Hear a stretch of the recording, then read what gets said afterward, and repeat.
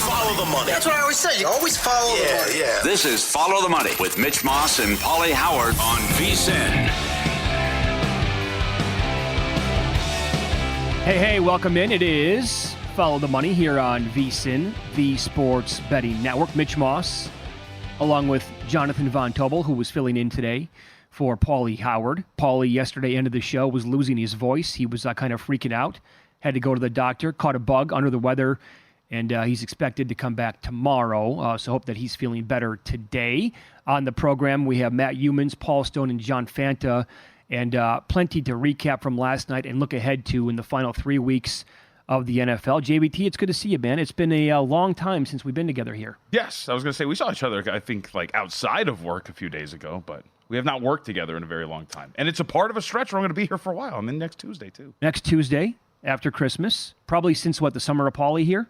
Yes. On the show? Summer of Paulie, yeah. All right, Let's stress, he's coming back tomorrow. All things considered yesterday, right? Before, leading into the game, and then watching that unfold for 3 hours. Again, we only have 3 games to go in the regular season in the NFL. That was bonkers. Because as I tweeted out at about 5:05 p.m. Pacific time last night, we're talking about 10 minutes before kickoff, I took a screen grab of the vsin.com NFL odds page, right? And it updates all the time. There was a spot in town at Wynn that had Philadelphia -6, and every single book was yellow, green, or red, meaning that the number had moved in the last minute or two, the last 5 minutes, or the last 10 minutes. Because we did not officially know the starting quarterbacks until right around that time. And they played games all day long. The reporting on this, again, in the NFL yesterday for a Monday night game where, I don't know, what's on the line for these two teams? Still potentially the 1 seed for the Eagles. Now, after the loss last night, that's bye-bye, the way it seems. The division. So either the 2 or the 5 seed. I think was what it was going to basically come down to, pending the Lions, obviously. And the Seahawks playoff lives as well. Is it going to be Geno? Is it going to be Drew Lock? Reports were saying that it's going to be Geno Lock at the same time where other people were saying it doesn't look like he's going to go. Yep. Yeah, for Jalen Hurts, at the very least, we got a report early on Sunday. It was like, it looks like he's probably going to give this a shot. But for Seattle, it was all over the place. And it's actually reminiscent of what you deal with every day in the NBA, right? Which is like, hey, who knows if he's going to play? It's going to be all over the place. There's going to be some conflicting reports. He went through pregame warmups. He went through shoot-around. And it was what we saw yesterday. Now, the question is just you as a bettor, what do you deem the difference between Geno Smith and Drew Lock and how you attack that? But to your point, to get up to 6 and where we were, given the fact that we had no idea what was happening, it's absolute nonsense. And it makes you wonder, like, there's some shops that just pull the number off entirely and just wait for actual information. You can kind of understand it, but nobody really knows exactly what's happening. Okay, so I think this is a fair question, though, the more I thought about it last night, because people were panicking and they were freaking out. Like, name a starter right now. We have to know who's going to go tonight. This point spread's ridiculous. I want to make bets, right? Bettors are very impatient when it comes to this. But in certain situations, can you have the back of the NFL and these teams when it's, JVT, potentially a true game time decision? Which is what it turned out to be last night for Geno Smith. And the people who wanted to be first about it and say that he was going to play, they were eventually wrong, right? Don't you give, like in these big games where it really mean, like their playoff lives, they had to have the game last night. Otherwise, forget about it. According to Next Gen Stats, they were 21% to make the playoffs before the game. Now they're a little bit less than 50. If you go on what DK is telling you today, they have -170, which I think might be a touch high for the Seahawks. But do we have to, as human beings, kind of pull back and say, I get it. Hurts so sick he had to fly out by himself, and maybe the Seahawks and maybe Geno really don't know they need as much time as possible to come up with a final factor here? So I would think you do, but my problem is, to your point, right, using the theory of, it's a really important game, but don't you as a team then want to know and have enough time to prepare for the guy, right? Wouldn't you make the decision pretty early out? Because even if we're talking 10 minutes before kickoff, do you really want to, in a game like this, go, all right, we're going to switch our quarterback, right? Because there are going to be some nuances of the game plan that do change with whoever's going to be under center. So, my argument would be, I think you know a little bit further out than you're actually letting on who the starting quarterback is going to be. Or at least there is a higher probability of you knowing who is actually going to start for you, because you want to make these preparations in terms of everything from game planning to what audibles are available, everything, right? So I think my argument would be these teams do know, especially in the situation of Seattle, I think you understand a little bit earlier than you let on who exactly your starting quarterback's going to be, right? Well, John Schneider was going on local radio last night, the GM of the Seahawks, I think 45 minutes before kickoff and saying, I don't know. Yeah. He didn't know. And yet reporters are telling us before the game that Gino's going to give it a go. Do you believe he didn't know, though? It's all who you believe, right? What did you make of Tyreek Hill on Sunday? He went out there for like 5 or 6 minutes. He wanted to test the ankle. It looked like he was going to go. And then before the game, no, can't give it a shot. Like in a spot like that, don't you have to give the player a little bit of wiggle room? Like, okay, I get it.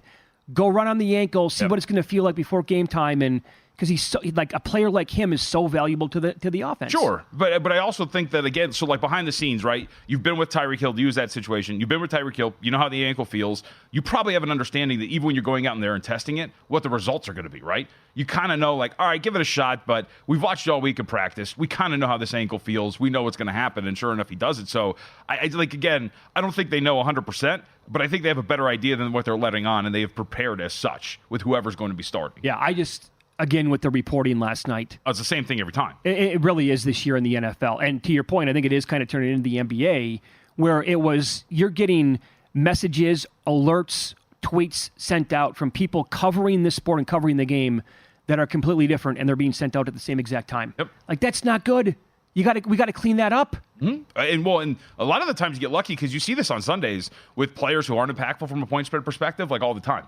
You know, defensive tackle A or whatever it is. Hey, active, inactive. Oh, wait, no, he actually is going to play. No, he's not going to play. Hey, this guy is active, but he ends up not playing. Like all sorts of stuff. But yesterday, when you're talking about a standalone spot on a Monday Night Football where everybody is watching because this is a massive game from playoff probability and, one seed standpoints, everything like that in the NFC, it gets magnified. But you're absolutely right. Like, this is what happens all the time now. You just got to be first. And this is the issue when it comes to sports betting because now you got to sift through. It's all information based. You've got to sift through 2 bits of information. You have no idea what's true. I will say and this is not based on what happened last night. There was a blackjack tournament held out here for a futures bet, and the 12 people who participated in the blackjack tournament at Circa over the weekend got a free roll on a team to win the Super Bowl. And yesterday, when we ran down where exactly these teams went, there was a gentleman, Donald Sawyer, who took the Eagles at 5th overall, $7,500 on the free roll at plus 855. And I asked Paulie, are you surprised that they went that high? I don't think I would have taken the Eagles in the top 12. Yeah. And Paul's point was, well, they're probably still going to get the 2 seed. This team should have 5 losses in a row. This team's not winning the Super Bowl. They're not coming out of the NFC. They have too many problems. You have the ball at the 47-yard line last night with 3:45 to go, up 17-13, and you can't do anything with the ball. And you had to, at 3 plays later, you're punting the ball back to the 8-yard line. Yep. And defensively, you allow Drew Lock to go 92 yards for the game-winning touchdown. I still don't know how they came back to beat the Chiefs on the road, and I don't know how they beat the Bills. Well, I think we know how they beat the Chiefs. Right? The Chiefs kept shooting themselves in the foot. It was ridiculous. Well, I'm fair. with you. Well, and I'm with you though. Like the Bills game, I had the Bills in that one. That one was hard to take, considering that they should have lost that game against Buffalo. But I would agree with you overall. Like every number points to this team being much less than they were a season ago. We know exactly in terms of the results. You can't. When I filled in for you the week that you were out, and we talked to Sal Palantonio about this 5-0 record that they had at halftime when trailing in halftime. Yeah. And the rest of it, that's unsustainable. Of course you cannot keep doing that. And then you look at all the metrics for this team, and it showed yesterday. Kenneth Walker had a really successful night yesterday, included that big touchdown run. This team, 3rd worst going into last week in opponent EPA per play. Like, this is not a sustainable asset. And by the way, they've been telling us this entire time. You switched your play caller defensively this week, right? Matt Patricia was calling plays for you. You signed Shaq Leonard because your outside linebackers are a nightmare. They know that this team is flawed. I'm with you. Like, I would have taken Kansas City. Obviously, they went right behind them. Would have taken Kansas City before them because at the very least with a team like Kansas City, there's multiple metrics, not as bad as Buffalo, but similar to Kansas City, that tells you this is a better team than what they have shown. Yeah, it's easy for me. I didn't make the final 12, so It's easy for me to sit here and tell you today, but I would have absolutely not looked at Phil. I would have looked at Cleveland. I would have looked at teams like that were much longer shots on the board to actually have some more wiggle room to play with because I don't buy into this team at all. The form going into the playoffs is they're going to be playing. Forget about the bye week now. So they're not going to have a bye week. And this team, I said this after last week, this team desperately needs a bye, and they're not going to get one. So here's my question, because to the point about their path going forward, because I'm with you, I don't think they win the division. I do think that this is a team that is flawed. But if they end up as like the 5 seed, for example, if you're in the two situations, because as it currently stands right now, Dallas would host LA. I know they blew them out at home, but LA seems like a pretty plucky team that is going to be at least a pain in the ass for anybody they take on. And Philadelphia would have to go on the road against Tampa Bay. At the very least, I do think that when you're talking about where they end up, depending on who that 4 seed is going to be, if they're going to be the 5 if they get there, they're at least going to get the NFC South an opportunity to move on to the second round. Yeah, I think that the Eagles would much rather play at Tampa than they would against the Rams. Yes. Right? Yep. I think so. Yeah, I think that's the case. I mean, and by the way, which team would you rather play if you're one of the other NFC playoff teams? Would you rather play the Cowboys or would you rather play the Eagles? Oh, yeah, I think you definitely want to play the Eagles. I would right now. I don't even hesitate. Yep. Especially, I mean, the way that Dallas looks at home. If you have to go to Dallas as opposed to playing Philly, obviously in your home field, no, 100%. I don't think this is correctable with what we're watching with the Eagles. I really don't. And we talk a lot about the defense too, because that final drive, Jalen Hurts doesn't look particularly right. Nope. The deep balls all of a sudden are inaccurate, and he threw multiple interceptions on him. Hasn't looked really the right for the last 4 or 5 weeks. Now 4 teams are tied at 7-7, trying to position themselves into a playoff spot for an NFC wild card. Seahawks are minus 170. If I know the NFL like I think I might, they're going to be in for a dogfight against Tennessee this weekend, and they'll probably lose that game. They're a 2.5-point favorite right now at DraftKings. I also think minus 170 to make the playoffs. I'm not laying that. For a team on the outside looking in that doesn't have the tiebreak with the team in front of them, I would agree with that. I think the plus price on the no is actually a tad juicy today on the Seahawks. Up next, we'll recap what exactly took place with some of the bets and win some, lose some. Also, an excruciating beat, and it's now the 3rd longest streak in history. Details next here on VSiN.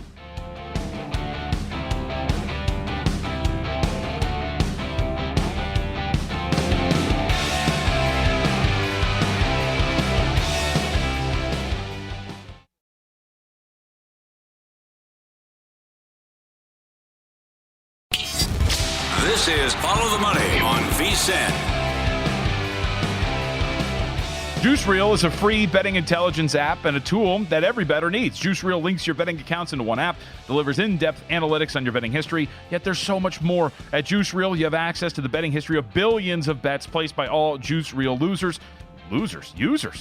This in-depth betting analytics with billions of data points enables you to tail the winning bettors and fade the losers. There you go. Find out for yourself. Download Juice Reel like orange juice and Reel, R-E-E-L. Download the free app at the Apple App Store or Google Play Store. It's free. Juice Reel, juice, R-E-E-L. He's Jonathan Von Tobel filling in for Paulie Howard, who I think he told me last night called like a 24-hour bug. Should be back by tomorrow. Matt Humans joins the program now, VSiN host, and of course the Friday Night Circa Betting Invitational, which is getting good now. And this is pretty wild what's going on, Matt. Great story. Who's in first place as we speak? A Cinderella story out of nowhere. Former greenskeeper about to win the Masters. Weston Stratman, realtor from Nashville, Tennessee. The average Joe picked to compete against the pros has the lead for the first time in this contest. Mitch, your parody account on Twitter, the guy who runs it posted mythical odds each week on this tournament. He had Weston Stratman at 100-1 in early October. And right now he is on top, 57, 42, and 6 against the spread, 60 total points. And he takes the lead into the final 3 weeks ahead of the Mad Russian, Jeff Petch, who is the 2021 Circa Millions runner-up, and Las Vegas pro bettor Scott Pritchard. And knocked out of the contest last night was Brad Powers, one of the sharpest, if not the sharpest college football guy we know. And if you don't think luck plays a big role in all these contests, I'll tell you a quick story. Doug Kazarian and Randy McKay each advanced on the cut line last night. Those guys each had North Dakota State, Montana over 50.5 as a play this week. That game was tied 16-16 at the end of regulation and went into double overtime and went over the total.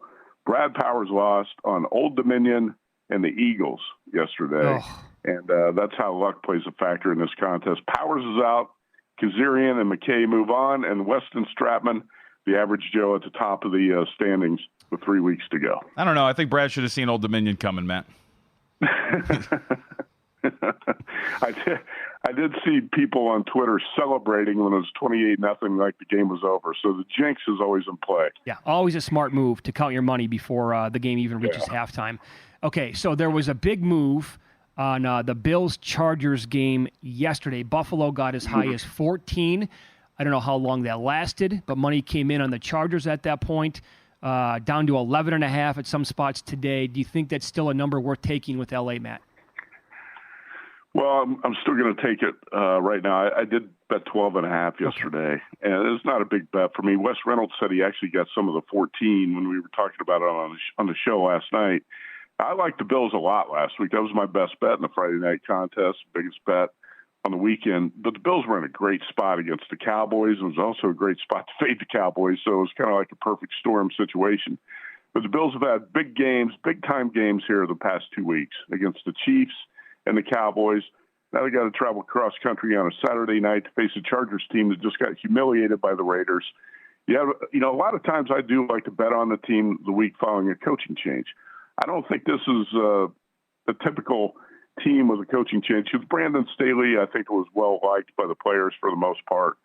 And it's not a Josh McDaniels Raiders type of situation where you could see the wave of motivation coming for the Raiders with the coaching change. But I do think you're going to see a Chargers team respond because they were down 42-0 at halftime, fumbling like every other series last week, and it was an embarrassment. The pride's got to kick in. These guys are going to play better. And it's also a flat spot for the Bills coming off those two big games. I think the Bills do enough to win the game, but this number got too high, and I still think at 11.5 right now it's playable on the ugly home dog. All right, what about reacting from results and the Bills' opponent from last weekend? Cowboys, of course, we know go out there, get smacked. Look ahead was Dallas pick on the road against Miami this week. Now the Dolphins are 1.5-point favorites, man, with a total of 51. Well, I just, still not a big believer in the Cowboys away from home. And going into the Buffalo game, the Cowboys were 7-0 straight up, 7-0 at home with an average victory margin of 24.4 points. On the road, they were 3-3 and had not beat a team with a winning record. Well, now they're 3-4. They still haven't beat a team with a winning record, and they've been blown out twice by good teams. The Dolphins have yet to really beat a quality opponent this season. This is their first shot at it. A shot to get their first one. And I think Tyreek Hill was kind of held out of that Jets game over the weekend with an eye on this Cowboys game. He probably could have played. I expect him to play here, and I think the Dolphins they're going to be my side. Actually, I'm playing the Dolphins. That's going to be a short money line price is the way I'll play this, or lay -1. 1.5 is the price right now, but I'm not a believer in the Cowboys away from home, so they're going to have to prove it to me this week. And I think, one thing I said about the Dallas defense on Michael Lombardi's show on Saturday was I think this defense has been overhyped by the mainstream media, and if you look at some of the numbers, it'll tell you that. And I thought the Cowboys could be had on the ground. And what the Bills run for, 216 yards against the Cowboys on the ground, I think the Dolphins are going to be able to move the ball on the ground too. Yeah, at one point in that game, James Cook, running back for the Bills, he was doubling up the overall yards compared to what the Cowboys had as a team, and that was in the fourth quarter. We're talking to Matt Youmans here on Follow the Money. It's VSiN, the Sports Betting Network. A question about the Hawaii Bowl, which is going to be played this Saturday at San Jose State against Coastal Carolina. What did you bet San Jose at, Matt? And what would you reckon now? Because the number it's beyond 10. It's 10.5 or 11 in this game, and it opened up, 7? Yeah, it opened 7.5, and I laid 8 right away. I was hoping 6.5 was going to be the opener because I had an eye on this game, and I thought San Jose was going to be the play. Coastal Carolina is bringing a skeleton crew to the Hawaii Bowl for this game. I think as many as almost 20 players were going to be out of the game, and San Jose's got all the motivation here, plus a quarterback in Sivan Cordero, who's from Hawaii. He's going to wrap up his career. He wants to wrap it up with a bowl win.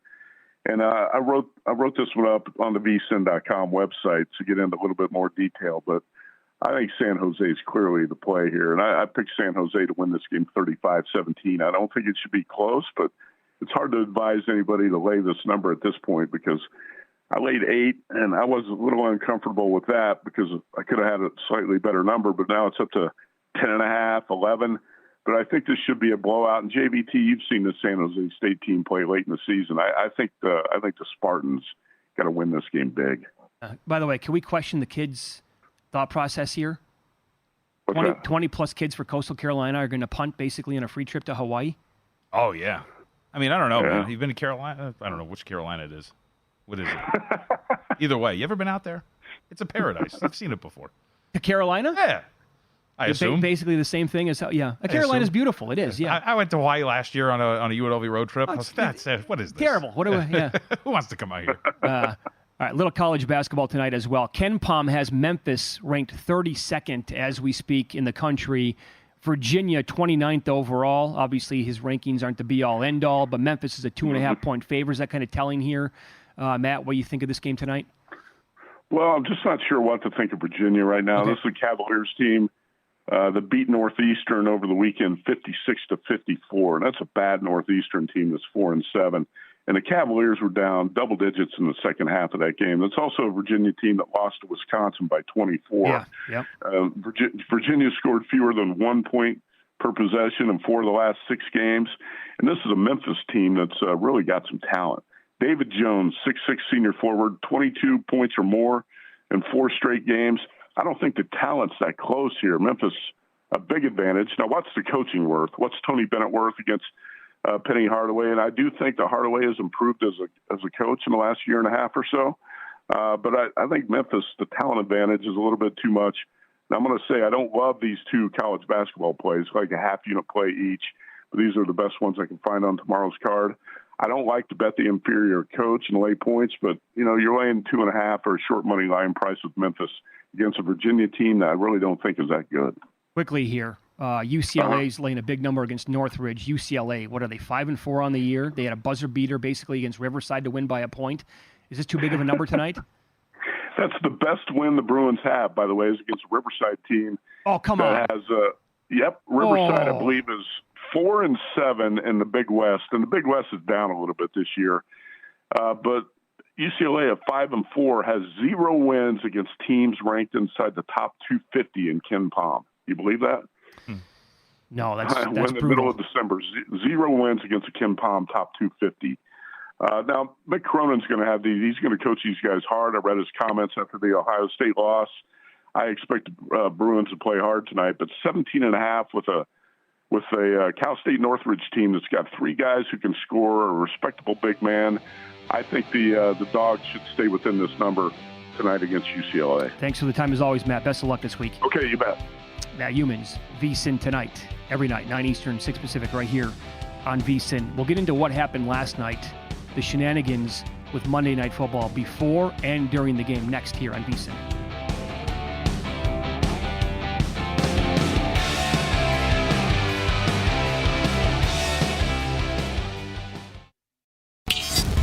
This is Follow the Money on VSiN. VSiN's got the perfect gift for the better in your family. Sign up for our holiday special today.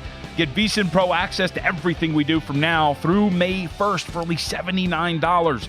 You get a lot of stuff. That includes daily best bets, exclusive betting splits from DraftKings, premium analysis like our daily articles in the NFL, the NBA, college football during football season, college basketball, all sorts of awesome write-ups on the website, 24/7 video, and more. Oh, how about those betting guides as well for the Super Bowl, college bowl games, and March Madness? Don't miss out. Limited time offer for the better in your life. Visit VSiN.com/subscribe. Sign up for the holiday special now. VSIN.com/subscribe. Bowl betting here with professional sports bettor Paul Stone. You can get his podcast. It is called the Paul Stone Sports Podcast, wherever you listen to your pods. Paul, good morning. Thanks for the time as always. What is it with Western Kentucky and these bowl games? I mean, yesterday was an absolute doozy. It brought on shades of what happened when you were involved on this with this team, 9-10 years ago in another bowl game? Yeah, I tell you, fortunately, I did not have a ticket on Old Dominion on either side yesterday, although I almost played Old Dominion, but wasn't just entirely confident that Western Kentucky quarterback Austin Reed was not going to play. But 9 years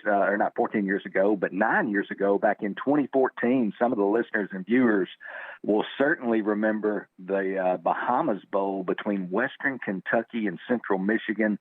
Western Kentucky, a 3.5-point favorite in that game. I had Western Kentucky minus 3.5 on that day, was actually at a family gathering eating Christmas lunch, check the scores.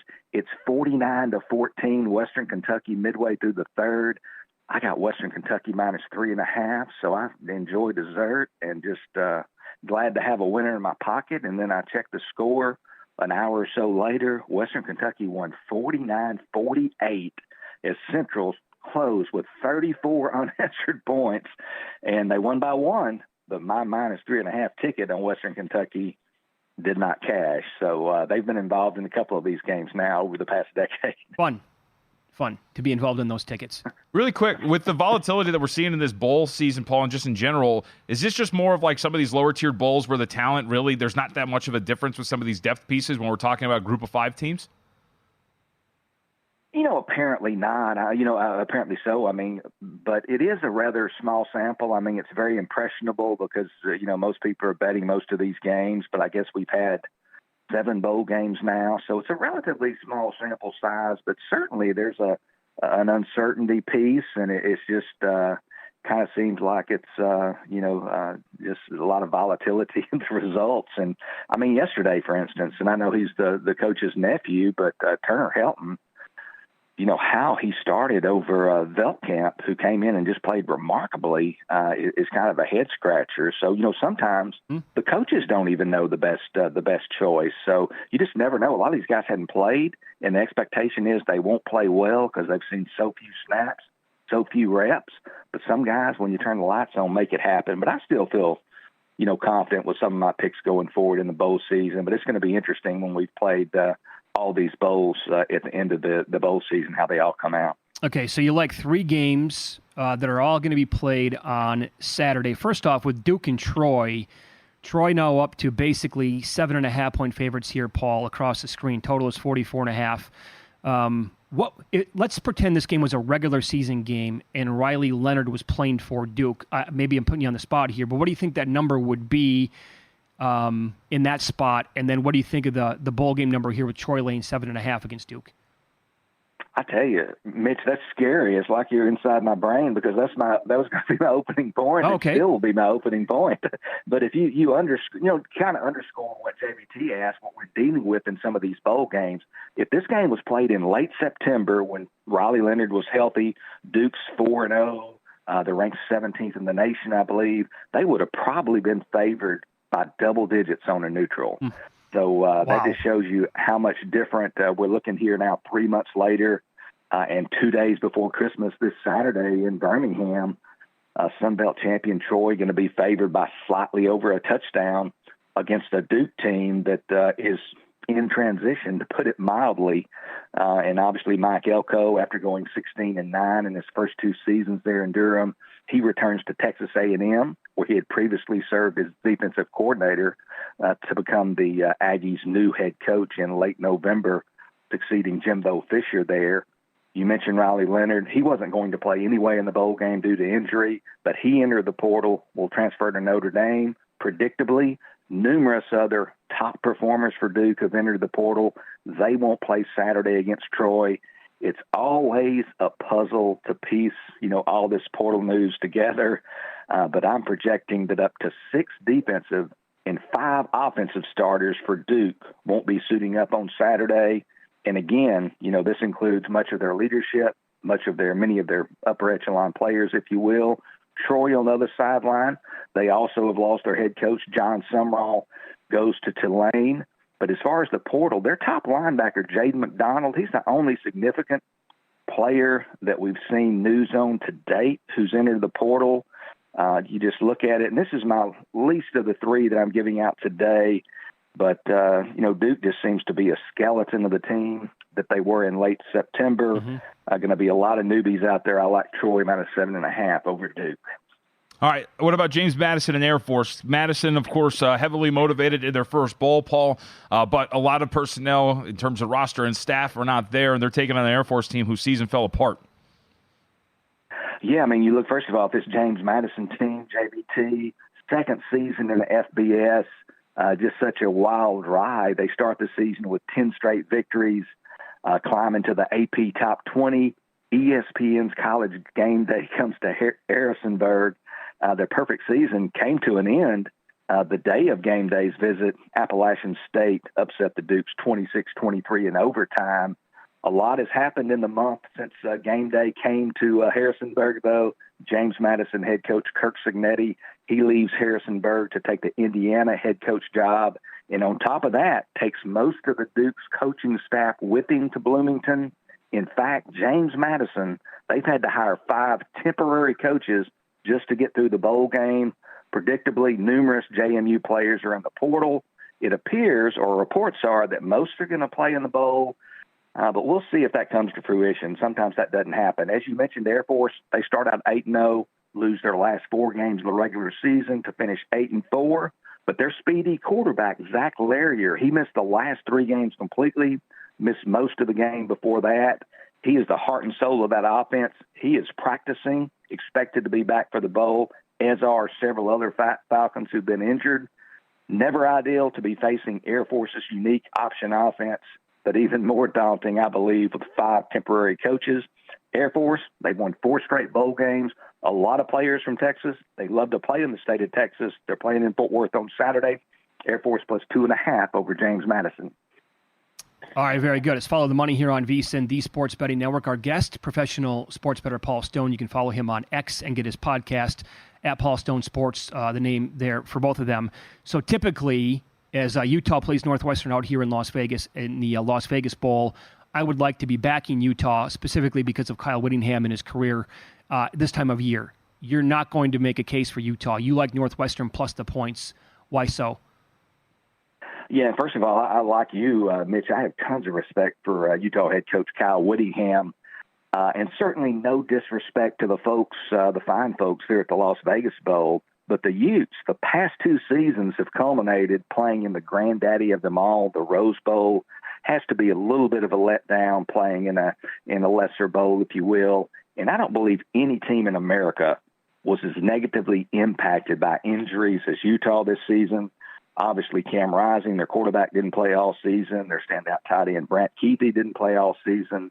The list just goes on and on and on. Now, Utah has additional players who won't play in the bowl, either due to opting out, an injury, or perhaps in some cases a combination of the two. That includes both of their starting safeties, includes their standout defensive end, Jonah Ellis. He had 16 tackles for loss and 12 sacks despite missing the final 2 games of the regular season. Northwestern closed strong under their new head coach, David Braun.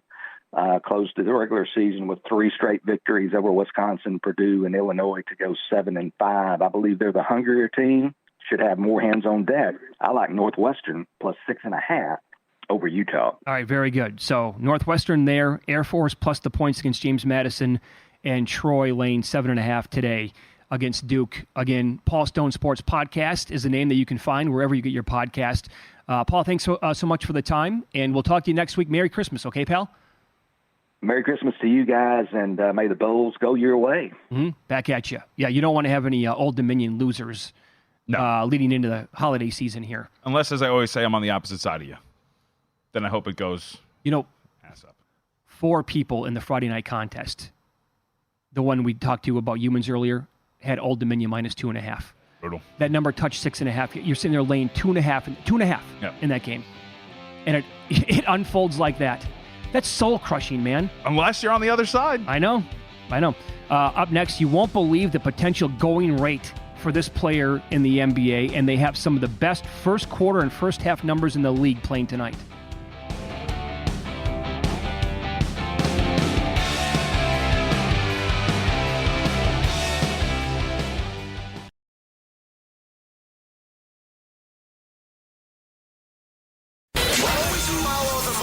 That's what I always say. You always follow the money. Yeah. This is Follow the Money with Mitch Moss and Paulie Howard on VSiN.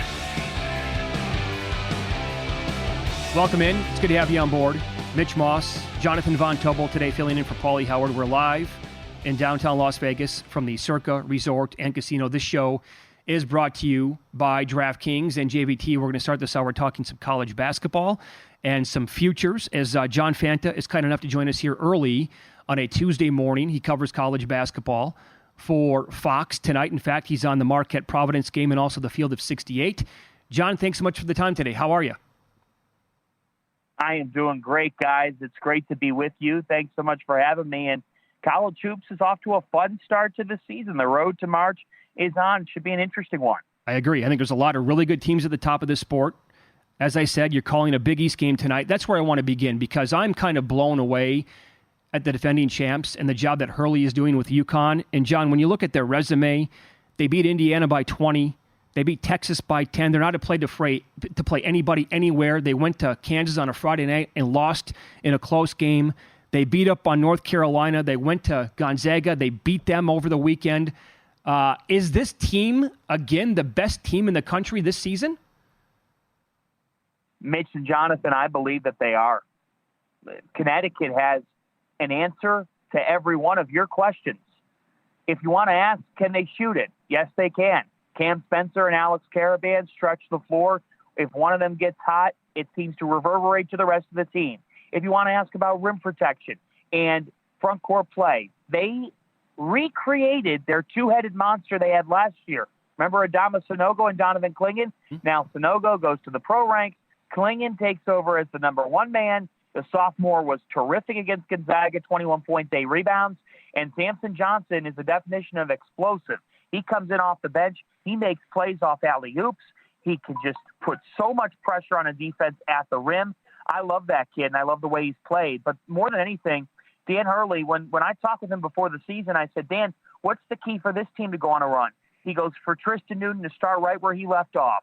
And right now, Tristan Newton is sensational, fellas. He is playing at an incredibly high level. They're getting elite point guard play, all-American point guard play. For a guy who's faced a tough non-conference schedule to be averaging over 16 points, close to 7 rebounds, 6 assists per game, and he's shooting 43% from 3 away from home, that's really special. And he nearly willed them over Kansas. Guys, I thought UConn played a B- game at Kansas. I thought they did not play they were far from their best. They were still in the game at the end. So I'm telling you what, the Connecticut Huskies can be the first repeat national champions since Billy Donovan in Florida. If you're going anywhere else a little bit deeper on the board, who would you look at outside of UConn? Right now, the team with the most upside in college basketball is Kentucky. Kentucky. Because that freshman class keeps getting better and better, and the luxury that they have of bringing Reed Shepherd and Rob Dillingham off the bench is sensational. Now they have Aaron Bradshaw factored in. Their balance is special. In the win over North Carolina, 8 players scored 7 or more points. That's something that encourages me because it means you can win in different ways. In the past couple of years, John Calipari's only been able to win 1 or 2 ways. Last year, Kentucky was very one-dimensional. This team is not. If Shepherd has a colder day, Dillingham or DJ Wagner can pick up the slack. I love this Kentucky team. I think that they can run with the best of them. I think that they're only going to keep getting better, and they already own a win over North Carolina. They ran Miami off the floor. Yeah, they lost at home to UNC Wilmington, but freshmen sometimes will be freshmen. I trust this team more than I have others. I'll give you one other team to be aware of. Memphis. Penny Hardaway. People forget how close he was to beating FAU last year in the NCAA tournament first round. If you remember that game, guys, it went right down to the wire. The Owls won. We know the rest is history. They ended up catapulting themselves to a Final Four. Memphis, I think that sat with them all off season. I think it sat with Hardaway as well. They are a top 20 to 25 defensive team in the country, and now they have scoring. David Jones is the name to watch. He has been a bucket for them. It's the guy who can go out and get 25 on any given night. Javon Quinterly leads the backcourt. They just got a Kansas State transfer in season in Naquan Tomlin. I'm telling you what, guys, the Memphis Tigers have the toughness, the tenacity, and now they have more scoring consistency to make me put a waiver in on the Memphis Tigers because I'm buying their upside come March. All right, very good. And they're playing Virginia tonight. Memphis, a small favorite in that matchup. It's Follow the Money here on VSiN, the Sports Betting Network. Our guest, John Fanta, college basketball on Fox, also the Field of 68. Oklahoma is sitting at 10-0. They get a good test By the way, that game is in Charlotte tomorrow night against North Carolina. And North Carolina's played a lot of teams this year as well. Are you buying into the Sooners at 10-0? So I am buying them. I'm not buying them tomorrow night. Okay. North Carolina, I believe, will hand Oklahoma its first loss. I think that's an angry Tar Heels team. But why am I buying Oklahoma long term? Because Porter Moser has always been a really good coach. Mm-hmm. Now he has pieces that fit at Oklahoma. Otega Oweh, for those who do not know the name, learn it. He is 6'5". He's a guard who averages 15 points per game.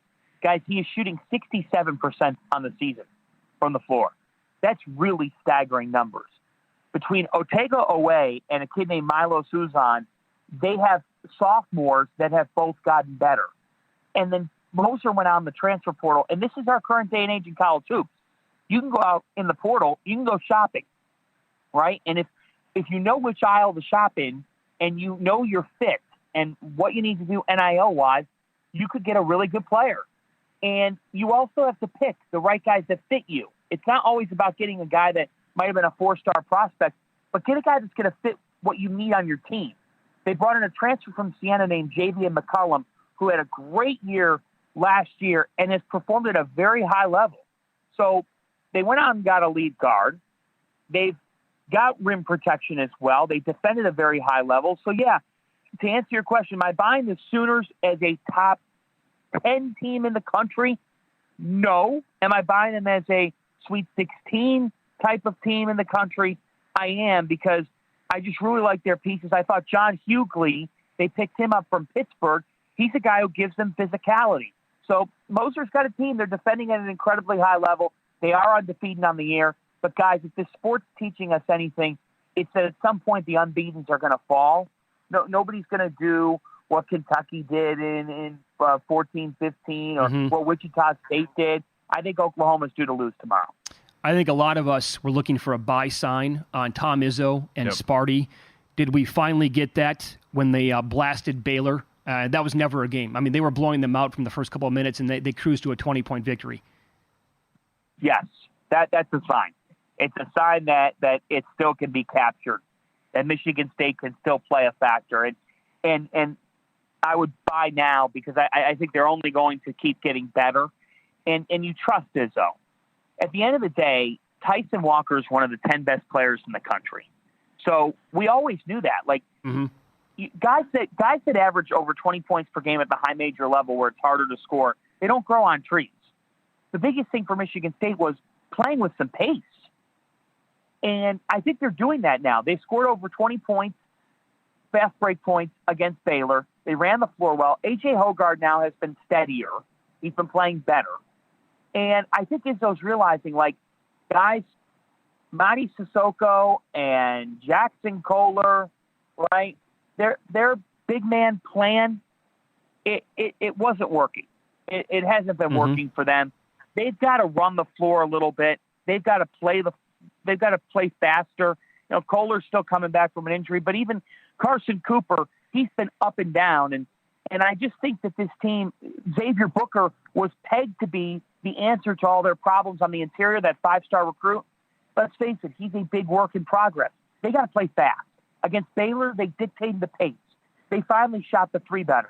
Like, it is a make-or-miss game. Michigan State's been dreadful from three. And finally, they got going behind Walker. They were able to get Trey Holloman. I think he's an X factor off the bench. And, guys, because Cohen Carr is a freshman and gets better by the game, I'm buying him. I like the Spartans. John, we got about 90 seconds left. How does this season end differently for Purdue? Not outside of just being upset by a 1 seed, but making a deeper run in the NCAA tournament. What's different? Well, it ends with a Final Four, and we'll see what happens from there. But I do believe that they're the most criticized team in America because of what happened against FCU. I do believe this is eerily similar to Virginia in 2018-19. What I would caution people is Virginia, you need luck in the NCAA tournament. Like, within a game, you need something to go your way. And if you remember when Virginia experienced redemption in 2019, they beat Texas Tech. That game went to overtime. Like, they had some incredible shot making along the way. You need some of that. Could Purdue get some of it? Yes. What's different about Purdue? Their freshmen of last year are a year older, and it's showing. Braden Smith is an All-American. Fletcher Lawyer, when he is scoring, he makes that an elite two-headed monster. And Zach Edey, it's just incredible to me that a 7'4", 300-pound man can walk into the gym and he's a guaranteed 25 and 12. Yeah. And it's not just because he's big. It is because he has such a great knack for the game that he's able to dominate it. Well said. You can follow John on X. He's at John_Fanta. He's going to be on the broadcast of the Marquette-Providence game tonight on Fox, and also catch him on the Field of 68 as well. John, have a great call tonight. Thanks so much for the time today. We appreciate it. Mitch, Jonathan, great to be with you. Happy holidays. All right. So to answer that question, if you could bet on one team to win it all today, it would be UConn, and the bonus team would be Kentucky. Don't hate the answers. No, I've bet Kentucky 3 times so far. I think you liked the Kentucky answer. They're really good. They're really, really good. Up next, we'll recap what took place. Crazy football game in Win Some, Lose Some next year on VSiN.